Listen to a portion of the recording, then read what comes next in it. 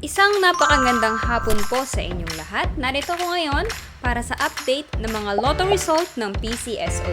Kaya naman, ihanda na ang inyong mga ticket para sa ating 2pm lotto draw ng 2D Lotto at 3D Lotto ngayong araw. Huwag na nating patagalin pa. Here's our lotto result. For 2D Lotto, the winning numbers are 12 and 11.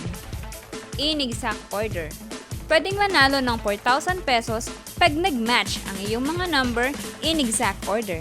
2,000 pesos naman para sa Rambolito System Play. Para naman sa 3D Lotto, the winning numbers are 1, 8, and 4. In exact order, pwedeng manalo ng 4,500 pesos pag nag-match ang iyong mga number in exact order. 750 to 1,500 pesos naman para sa Rambolito System Play. Para naman sa may mga STL ticket, kaninang 10:30 AM STL Departmentalized Draw for Visayas excluding Guimaras, Negros Occidental, and Bacolod City, here's the winning number.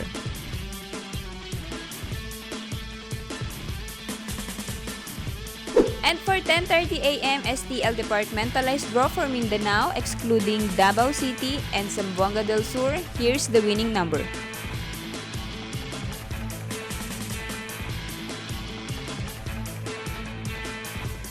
Po ay babala sa ating mga lotto players. Ang lotto ay live na binobola, kaya wala pong nakakaalam ng mga number na lalabas. Huwag pong magpapaloko sa mga nagsasabing alam nila ang lalabas sa game at sa authorized outlet lamang bumili ng ticket bago ang draw.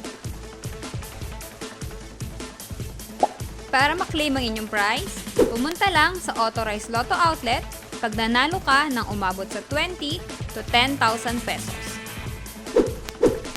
For more than 10,000 to 300,000 ang panalo nyo, sa PCSO branch na pinakamalapit sa inyong lugar, pwedeng i-claim ang prize with 2 valid IDs. At kapag ikaw naman ang jackpot winner, i-present ang iyong ticket with 2 valid ID sa PCSO main office located at Shaw Boulevard, Mandaluyong City.